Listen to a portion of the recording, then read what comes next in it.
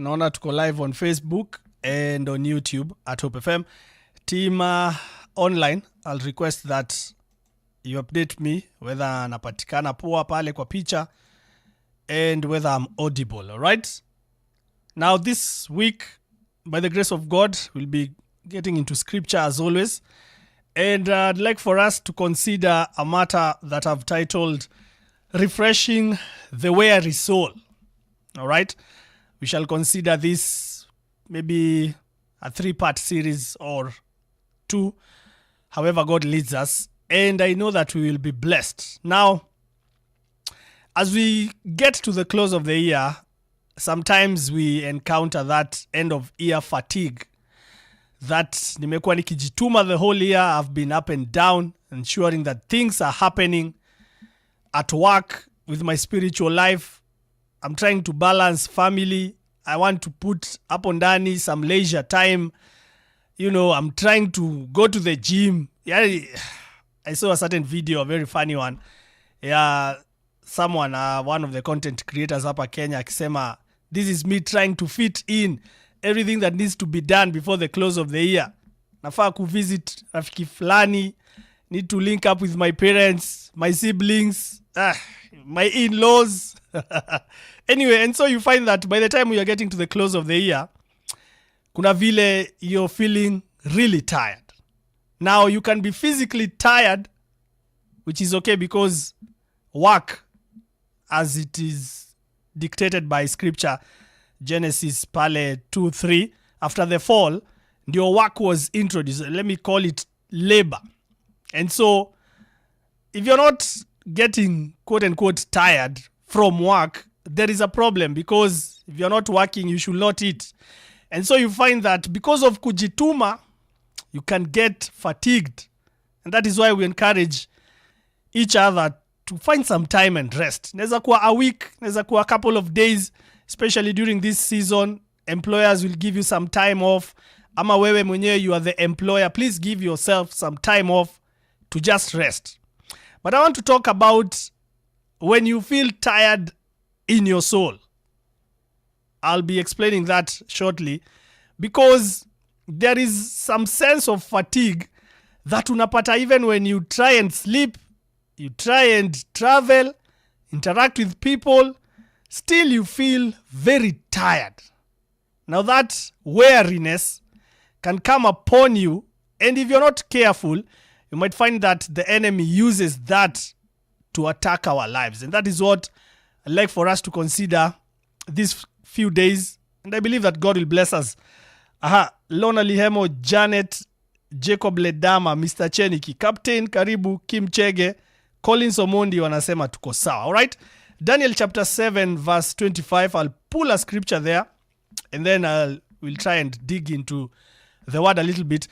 Daniel 7:25 inasema, and he shall speak great words against the Most High, and shall wear out the saints of the Most High, and think to change times and laws, and they shall be given into his hand until a time and times and the dividing of time. Now, I don't want to get into this prophecy, this Daniel prophecy, but I'd like for us to note that one of the strategies, an end time strategy of the enemy to ensure that we don't fulfill our destinies, we don't do all that we were called, or rather born to do, is to just wear you out.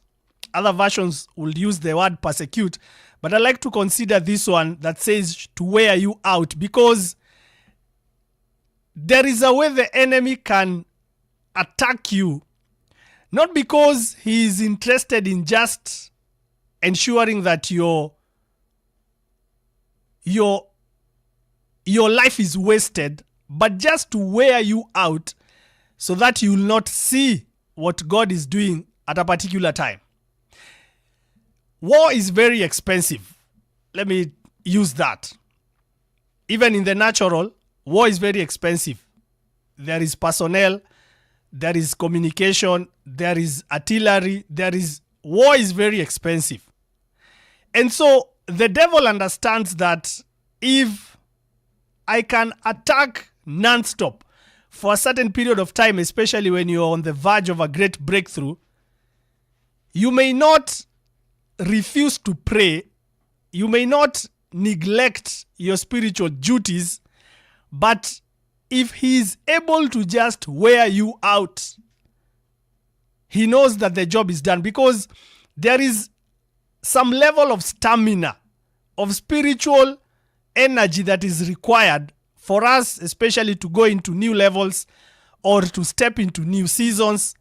Kama sahi, there is a prayer I always make for myself, my family, and my loved ones during this season, that the harvest for the year 2025, I should see the whole of it.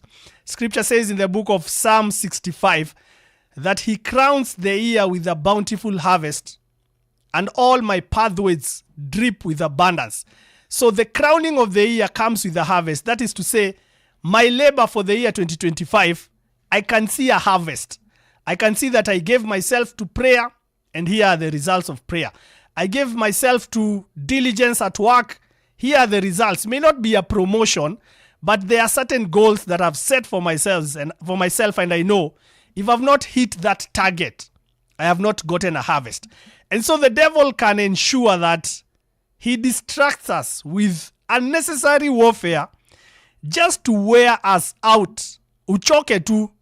Because once you're tired, you don't have the stamina required to go for the harvest.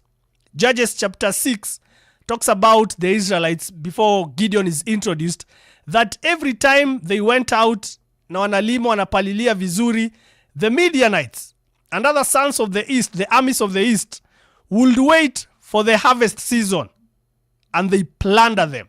So the enemy is not there when you're planting, unapalilia, you're giving yourself to fasting throughout the year, umejitolea pale job, but he is waiting around the time for harvest to mess up with a promotion, to ensure your, let's say, bonus will be spent in the hospital. That is a strategy of the enemy, just to wear you out, to ensure that you're tired, you're not alert anymore. Anytime you're tired, you're not vigilant. The Bible tells us to be sober, to be vigilant. 1 Peter chapter 5. But when you're tired, you may not go into sin necessarily, but just because you're worn out, you'll find that you let your guard down. And so, in the days that follow, we'll be considering that matter of refreshing the weary soul, because you can be tired. Not only physically, but you can be tired even with spiritual matters. Unaweza choka. And you ask yourself, hey, I've prayed, I have fasted, I am loving God's people, I have read the word. Nimechoka. You've waited on God, for example, and you wait, hey, and you start telling even your friends, hey, nimechoka. Is it wrong? No, it is not wrong to feel tired. But there are strategies we can engage to ensure that we are refreshed.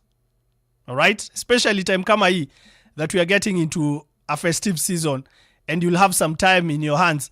It is important for you to ensure that it is not only your physical body that rests. You ensure that even your soul is refreshed. During this season, your spirit man is energized, because remember, we have 2026. There are other goals to meet, other targets to hit. There are other levels of growth you desire, and you need strength, you need stamina for that. And so we'll be considering that and asking ourselves, how can I be refreshed in my soul, not my body? Naweza kuwa napata even 8 hours of sleep, but bado nikiamka na feel, I'm tired. Now that is not physical tiredness. Is there one? Yeah. That is not being worn out physically. That unalala enough hours, but bado unaamka umechoka. Now there is something that is happening to your soul, to your mind, to your will, to your emotions. That is what we shall be considering just for the few days that will be coming. I just wanted us to point out that matter, Daniel 7:25, that one of the strategies, an end time strategy of the enemy, is to ensure that the saints are worn out. Because kuna watu wengine, okay, I'm not saying that anyone is immune to sin, but there is a level of commitment, consecration, sanctification unaweza your life, and the enemy knows huyu kumrusha kwa usherati inaweza kuwa ngumu, kumtoa kwa mambo ya ngumu inaweza kuwa ngumu. But if I can just have them tired, if the devil can just have you tired, he knows now I can use that as a gateway for any other thing. All right? So we'll be examining that matter, and I believe God will help us. As we end today, please note that you can be refreshed.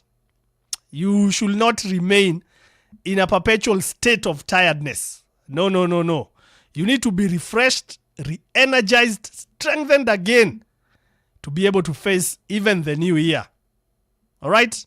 We'll go for a quick break. We'll be back for prayer. Keep it Route 2 with David King. Hope FM, another quality service from Christ, is the answer ministry. Hope FM. This is Full Tank on Route 2.